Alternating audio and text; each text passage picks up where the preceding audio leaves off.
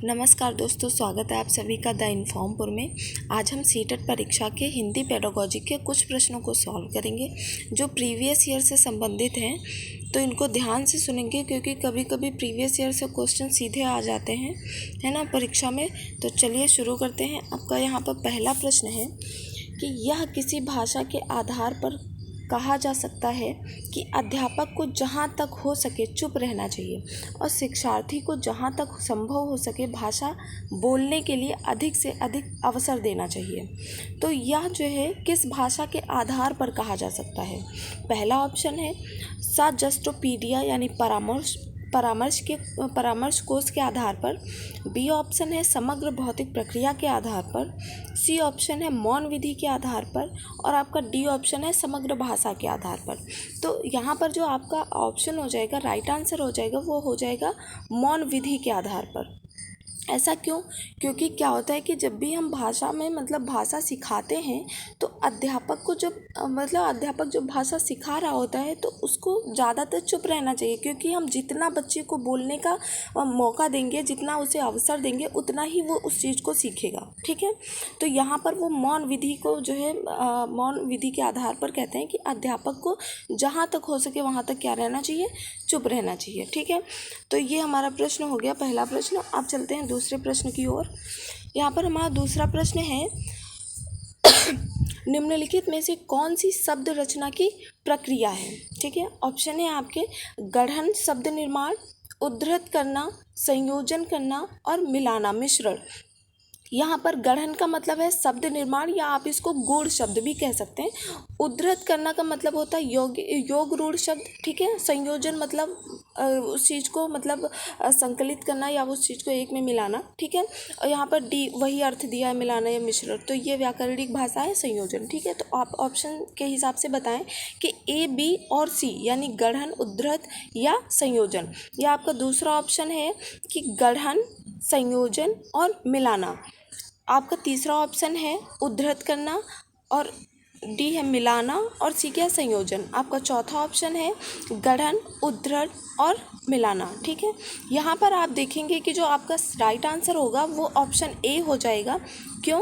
क्योंकि इसमें दिया हुआ है गढ़न, उद्धृत और संयोजन। ठीक है, तो यहाँ पर गढ़न मतलब शब्द निर्माण जब करते हैं, यानी कि जब हम हमारे जो रूढ़ शब्द होते हैं, ठीक है, उन्हीं से मिलकर के जब उद्धृत करना यानी यौगिक या योग रूढ़ शब्द बनाते हैं, फिर उनका संयोजन करते हैं। तो यहाँ पर हमारा राइट आंसर क्या हो जाएगा, ए, बी, सी। ठीक है, अब चलते हैं अगले प्रश्न की ओर।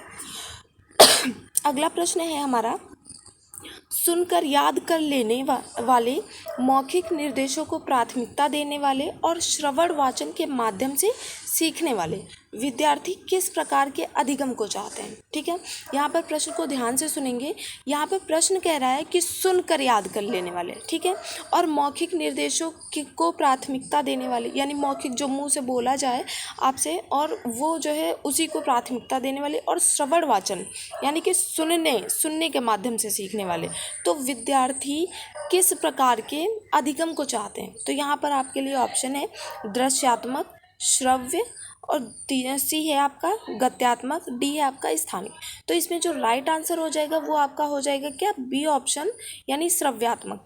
यहाँ पर आप देख पा रहे हैं कि सुनकर याद कर लेने वाले, यहाँ पर सुनने की बात हुई है, और मौखिक निर्देशों को प्राथमिकता देने वाले यानी बोला जा रहा है। अब जब बोला जा रहा है तो सुना जाएगा, है ना, तो यहाँ पर श्रव्य हो जाएगा आपका राइट आंसर। तो चलिए अगले प्रश्न की ओर चलते हैं। चौथा प्रश्न है हमारा निम्नलिखित में से बुनियादी अंतर्वैयक्तिक संप्रेषण कौशल यानी BICS और संज्ञानात्मक अकादमिक भाषा निपुणता यानी CALP के बारे में क्या सही है? यहाँ पर आपके लिए ऑप्शन है CALP BICS के लिए दूसरा शब्द है। ठीक है, यानी CALP और BICS के लिए दूसरा शब्द कहने का मतलब है कि आप उसे CALP भी कह सकते हैं या BICS भी कह सकते हैं, दोनों एक ही चीज़ है। ठीक है, आपका बी ऑप्शन है CALP BICS से भिन्न है। यहाँ पर भिन्न बताया गया यानी कि CALP अलग है और BICS अलग है।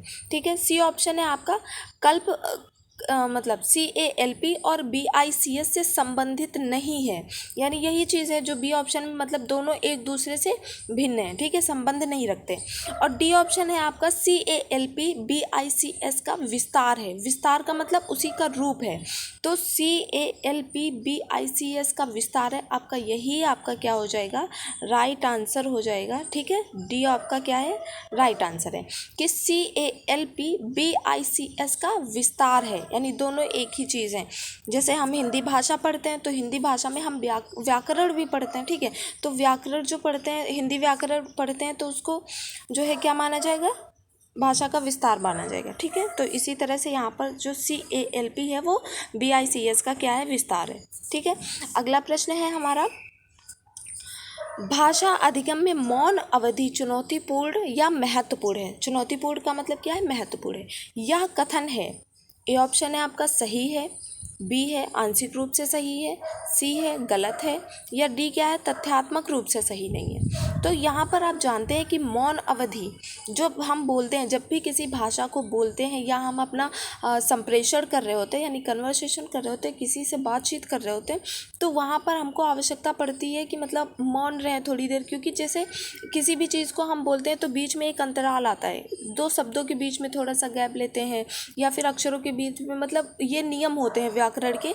तो यहाँ पर कहा गया कि भाषा अधिगम में मौन अवधि, यानी जैसे हम कोई एक चीज़ बोल रहे हैं तो उसके बीच में रुकना थोड़ा सा, या फिर हम किसी से बातचीत कर रहे हैं तो अपनी बात को ख़त्म करके दूसरे की बात को सुनना, तो वहाँ पर क्या होता है कि मौन की आवश्यकता होती है ना, उस अवधि के लिए। तो ये महत्वपूर्ण है बिल्कुल है। तो यहाँ पर आपका राइट आंसर क्या हो जाएगा, ए हो जाएगा कि यह मतलब सही है, भाषा अधिगम में मौन अवधि चुनौतीपूर्ण या महत्वपूर्ण है, ठीक है। तो अगला प्रश्न हम देखते हैं। अगला प्रश्न ये 6वां प्रश्न है, ठीक है, इसको ध्यान रखेंगे। गुरमीत अपने शिक्षार्थियों को सामाजिक प्रश्न और सामाजिक भाषा सिखाना चाहती है, इसके लिए कौन सी युक्ति सर्वोत्तम होगी, ठीक है। आपका ए ऑप्शन है ड्रामा, बी है खेल, और सी है रोल प्ले, और डी है आपका क्या, वाद विवाद, ठीक है। तो इसमें क्या है, शिक्षार्थियों को सामाजिक प्रश्न और भाषा सिखाना चाहती है, तो यहाँ पर आपका राइट आंसर हो जाएगा बी खेल, ठीक है। खेल से वो क्या करेगी, सामाजिक भाषा और सामाजिक प्रश्न को सिखाने का मतलब सिखाना चाहेगी, ठीक है। तो यहाँ पर आपका राइट आंसर क्या हो जाएगा, खेल विधि, ठीक है। जब भी खेल विधि मतलब कि जैसे खेल जो विधि होती है वो हम खेल के मैदान में ज़्यादातर चीज़ें सीखते हैं, क्योंकि हमारे साथी होते हैं छोटे छोटे, मतलब जैसे हम होते हैं तो हमारी उम्र के ही साथी होते हैं, तो उसमें हम जो है संप्रेषण अच्छे से कर पाते हैं। तो जब हम संप्रेषण करते हैं तो हम भाषा सीखते हैं, ठीक है, और क्योंकि समाज होता है तो हम सामाजिक भाषा सीखते हैं, ठीक है। तो आपका खेल सही उत्तर हो जाएगा। तो चलिए अगले प्रश्न की ओर। अगला प्रश्न है, बुनियादी अंतर्वैयक्तिक संप्रेषण कौशल यानी BICS की अवधारणा किसके द्वारा दी गई है, ठीक है। यहाँ पर आपको थिंकर बताने हैं, तो ए ऑप्शन है स्टीफन क्रैशन, बी है लेव वाइगोत्स्की, सी है BF स्किनर, और डी है आपका जिम क्यूमिंस। तो यहाँ पर जो आपका राइट आंसर है वो क्या हो जाएगा, डी वाला, यानी जिम क्यूमिंस जो आपके हैं वो सही उत्तर हो जाएगा। क्या, बुनियादी आंतरिक संप्रेषण कौशल यानी BICS की अवधारणा किसने दी है, आपके जिम क्यूमिंस ने दी है, ठीक है। किसने दी है, जिम क्यूमिंस ने। तो अगला प्रश्न देखते हैं। अगला प्रश्न है, साधना परीक्षा प्रश्नों के कठिनाई स्तर को समझ रही है, एक प्रश्न पत्र के कठिन स्तर का मूल्य 90 है, ठीक है। साधना को इस प्रश्न का क्या करना चाहिए, ऑप्शन में दिया है। ए प्रश्न है, इस प्रश्न को परीक्षा प्रश्न पत्र में रखना चाहिए, इस प्रश्न को परीक्षा प्रश्न पत्र में नहीं रखना चाहिए, यह प्रश्न सामान्यतः परीक्षा के लिए कठिन है, और डी ऑप्शन है आपका, यह प्रश्न परीक्षा के लिए अच्छा प्रश्न है, ठीक है। तो हम इसमें हमारा राइट आंसर क्या हो जाएगा, जब अच्छा प्रश्न है तो यानी परीक्षा प्रश्न में पत्र में रखना चाहिए, ठीक है। तो आपका ए ऑप्शन सही हो जाएगा, इस प्रश्न को परीक्षा प्रश्न पत्र में रखना चाहिए, ठीक है। लेकिन याद रखना चाहिए, यहाँ पर याद रखने वाली चीज़ ये है कि सभी प्रश्न मतलब आपके सभी प्रश्नों का कठिन स्तर 90 नहीं होना चाहिए, ठीक है, क्योंकि जानते हैं कि जैसे किसी भी कक्षा में सभी स्तर के बच्चे पढ़ते हैं, किसी का मानसिक स्तर कम होता है, किसी का ज़्यादा होता है, किसी का मीडियम होता है, ठीक है। तो उनके आधार पर तो जिनका कम मतलब ज़्यादा होगा कठिन स्तर, वो 90% वाले मतलब प्रश्नों को सॉल्व कर ले जाएंगे। जिनका कठिन स्तर 90 होगा उनको सॉल्व कर ले जाएंगे, ठीक है। जो मीडियम होंगे या फिर लो होंगे वो नहीं कर पाएंगे। लेकिन ऐसे प्रश्नों की संख्या ज़्यादा नहीं होनी चाहिए, ठीक है। मीडियम मतलब आपके अनुपात में होनी चाहिए, जैसा कि प्रश्न पत्र निर्देशन में दिया जाता है, ठीक है। प्रश्न पत्र निर्माण के निर्देशन में दिया जाता है, उसके आधार पर होना चाहिए, ठीक। तो अगला प्रश्न है हमारा यहाँ पर, अपने विद्यार्थियों को कहानी सुनाने के बाद रोज़ी उन्हें फ्लैश कार्ड देती है। फ्लैश कार्ड जानते हैं, मतलब कार्ड के टुकड़े होते हैं, उसके ऊपर मतलब जो भी हमको बताना होता है वो लिखा होता है, ठीक। और ये कई होते हैं। फ्लैश कार्ड देती है या विद्यार्थियों से कहती है कि इन्हें कहानी के क्रम में व्यवस्थित करो। आप जानते होंगे जब आप बचपन में पढ़ते थे तो कई सारे फ्लैश कार्ड वाली बुक्स आती थी, और बुक्स में क्या होता था कि मतलब हमको नंबरिंग करनी रहती थी कि ये पहले स्थान पर आएगा, ये दूसरे स्थान पर आएगा, ये तीसरे। तो अब क्या करते हो, उसको फ्लैश कार्ड के रूप में दे देते हैं, उसको काट के, ठीक है। उसको क्या करना रहता है, अरेंज करना रहता है कि कौन सा पहले स्थान पर होगा, कौन सा दूसरे स्थान पर होगा। तो वही कह रही है रोज़ी अपने विद्यार्थियों से कि फ्लैश कार्ड को क्या करना है, कहानी के क्रम में व्यवस्थित। पहले उसने क्या किया, कहानी सुनाया है, फिर वो कह रही है कि इन्हें कहानी के क्रम में व्यवस्थित करो, ठीक है। तो रोज़ी उनसे किस कौशल का आकलन कर रही है। ए है आपका पठन, बी है श्रवण, सी है वाचन, और डी क्या है, साकार कल्पना करना। तो यहाँ जो हमारा राइट आंसर हो जाएगा वो बी ऑप्शन हो जाएगा, श्रवण। क्यों, क्योंकि जब हम कहानी को ध्यान से सुनेंगे तभी हम उसको क्रम से व्यवस्थित कर पाएंगे। जब ध्यान से सुनेंगे नहीं तो फ्लैश कार्ड चाहे जैसे हो, हम कभी उनको अरेंज नहीं कर पाएंगे, ठीक है। जब हम अरेंज तभी करेंगे जब हम कहानी जानते होंगे, कहानी तभी जानेंगे जब हम रोज़ी द्वारा सुनाई गई कहानी को अच्छे से सुनेंगे, ठीक है। तो यहाँ पर आपका राइट आंसर क्या हो जाएगा, बी हो जाएगा, श्रवण, ठीक है। अगला प्रश्न है, निर्देशित पठन विद्यार्थियों को उन पठन उक्तियों के माध्यम से पठन प्रक्रिया पर बेहतर अधिकार प्राप्त करने में मदद करता है जो डिकोड करने और अर्थ निर्माण में मदद करती है, ठीक है। ये आपका ए ऑप्शन है, डिकोड करने और अर्थ निर्माण में मदद करती है। बी ऑप्शन है, डिकोड करने और कूटबद्ध करने में मदद करती है। सी ऑप्शन है, रिकॉर्ड करने और साकार कल्पना करने में मदद करती है। डी ऑप्शन आपका क्या है, डिकोड और पठन में मदद करती है, ठीक है। यहाँ पर जो आपका राइट आंसर हो जाएगा वो क्या हो जाएगा, ए ऑप्शन हो जाएगा कि डिकोड करने और अर्थ निर्माण में मदद करती है, ठीक है। तो निर्देशित पठन यानी कि निर्देश दे करके जब विद्यार्थी को पढ़ाया जाता है तो वहाँ पर कौन से मतलब उक्तियों का प्रयोग होता है, तो यहाँ पर डिकोड करने और अर्थ निर्माण में मदद करने का प्रयोग किया जाता है, मतलब मदद करता है किसमें, डिकोड करने और अर्थ निर्माण में, जब हम निर्देशित शिक्षण का प्रयोग करते हैं, ठीक है। अगला प्रश्न हमारा कौन सा है, अगला प्रश्न है, समीना अपने विद्यार्थियों के लिए पठन के समय बहुत से चित्रों और दृश्यों का प्रयोग करती है। दृश्यात्मकता उसके विद्यार्थियों को किस प्रकार से मदद करती है, जिस बिंदु के, ए ऑप्शन है आपका, जिस बिंदु के बारे में सोच रहे हैं उसे समझने में। बी ऑप्शन है, पाठ्य सामग्री को बेहतर तरीके से समझने में, उसका चित्र बनाने में। पाठ्य सामग्री से जुड़ी फिल्म को बेहतर तरीके से समझने में। अपने पठन संबंधी गृह कार्य अच्छी तरह से यहाँ पर क्या है, अच्छी तरह से योजना बनाने में। तो यहाँ पर देखेंगे हम क्या है कि जब भी हम किसी चीज़ को दृश्यात्मक रूप से समझते हैं तो उसका उद्देश्य क्या होता है, उसका उद्देश्य यही होता है कि जिस विचार बिंदु के बारे में हम सोच रहे हैं उसे अच्छी तरह से समझा जाए, ठीक है। जैसे आज के टाइम में क्या होता है कि लोग मतलब कि पिक्चर से ज़्यादा समझाते हैं ना, तो पिक्चर के रूप में जब समझाते हैं तो वो हमारे माइंड में जो है फ्रीड हो जाता है, समझ रहे हैं। तो इससे क्या होता है कि उस चीज़ को समझने में आसानी होती है हमको, जिस बारे में हम पढ़ रहे होते हैं या फिर जिसको हम समझने का प्रयास कर रहे होते हैं।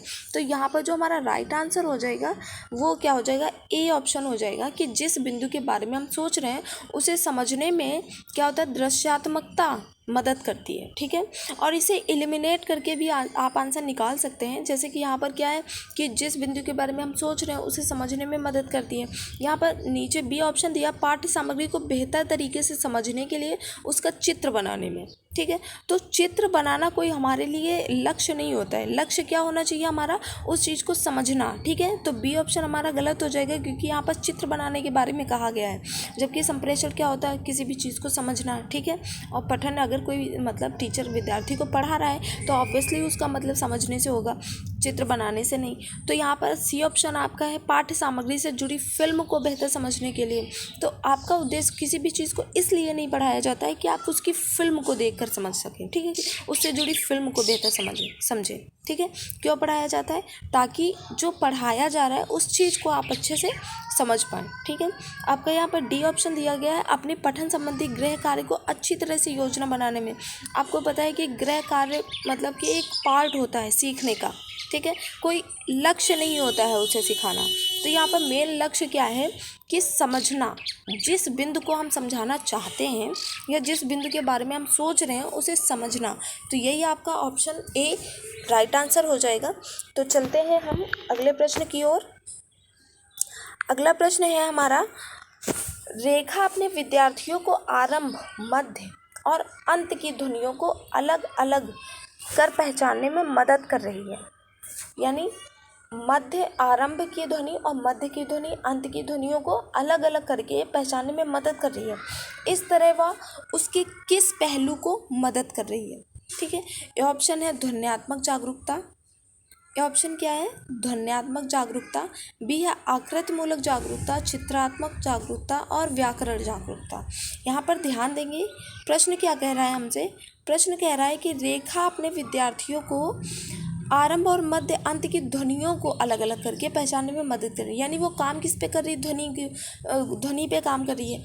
तो यहाँ पर राइट आंसर भी हमारा क्या हो जाएगा? ध्वन्यात्मक जागरूकता आपका क्या हो जाएगा? ए ऑप्शन राइट आंसर हो जाएगा। तो चलिए चलते हैं अगले प्रश्न की ओर। अगला प्रश्न हमारा है, स्वनिम जागरूकता की समझ है कि स्वनिम जागरूकता की समझ है कि भाषा में स्वनिम होते हैं। स्वनिम का अर्थ क्या होता है? पहले स्वनिम वह अर्थ होता है मतलब कि ध्वनि, या आप कह सकते हैं स्वनिम जो है किसी भी ध्वनि की क्या होती है? सबसे छोटी इकाई होती है। ध्वनि की सबसे छोटी इकाई क्या होती है? स्वनिम होती है, ठीक है। तो यहाँ पर कह रहे हैं स्वनिम जागरूकता इस बात की समझ है कि भाषा में स्वनिम होते हैं, ठीक है। फिर बी ऑप्शन दिया गया है कि बी ऑप्शन आपका क्या दिया गया है? बी ऑप्शन है कि भाषा की ध्वनि को पहचाना जा सकता है, पृथक किया जा सकता है और स्थिति के अनुसार ढाला जा सकता है। सी ऑप्शन है आपका, भाषा की दुनिया को याद रखने की आवश्यकता है। भाषा की दुनिया को यहाँ पे सॉरी कुछ गलत है, आई थिंक दुनिया की जगह पे कुछ और होगा। भाषा की दुनिया को याद रखने की आवश्यकता है। और डी ऑप्शन क्या है आपका?